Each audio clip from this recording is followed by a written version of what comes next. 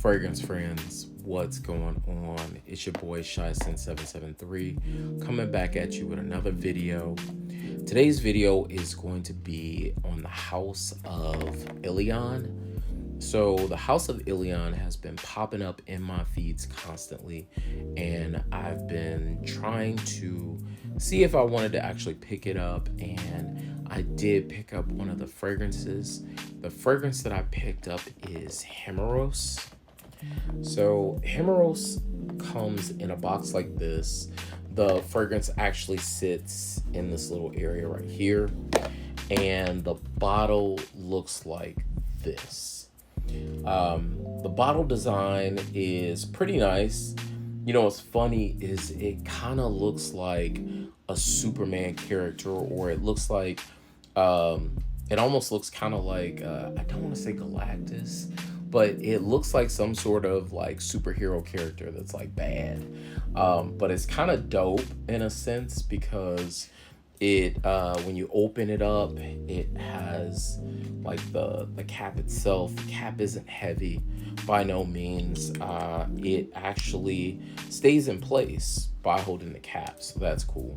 And the sprayer is pretty good. So what do you get with this fragrance? This fragrance has a bit of sweetness to it. There are no sweet notes that are said within this fragrance. So it's oud, vetiver, tobacco, and there's another note that I'm missing. Oud, vetiver, leather. So the leather in here is probably where you're getting a little bit of sweetness.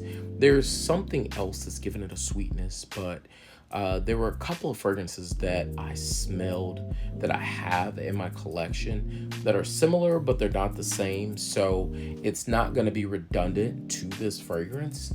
But something that's kind of close to it is Maidan from Spirit of Dubai. This fragrance has a higher level of like that leather. The oud in here is a lot stronger, but at the same token, I think the leather in here and maybe there's like a dirtier note that makes this a little bit different and not redundant at all. And then the other one that's pretty close to it is Shims from Nishane. So Shims has this beautiful greenness, and I think it has the leather and then also the vetiver in it. That leather and vetiver combo is something crazy. But this one also has Bulgarian rose, so you can smell the Bulgarian rose at the top of the fragrance itself. But as it starts to dry down, they start to like mesh, and then you start to get a little bit of this fragrance in there because you have the leather. It's like leather, then vetiver, and I also believe there's a little bit of oud as well. So overall, this fragrance is a really, really nice pickup. I would think that this is probably in the range of like a 8.0 out of 10. So it's a very good fragrance. Something that you definitely want to wear in the winter time. For me, I would wear it anytime. I don't care. I'll wear it in 100-degree weather, but you're going to choke people out if you do that. But again, this one is Himeros. The other fragrance that I have, they gave me a sample, which was really dope. I didn't think I was going to get an opportunity to smell this one, but this one is Infinity. So Infinity came in a nice little, I believe this is a 5 mil. It's a 5 mil. This one is really nice. It reminds me of a fragrance though.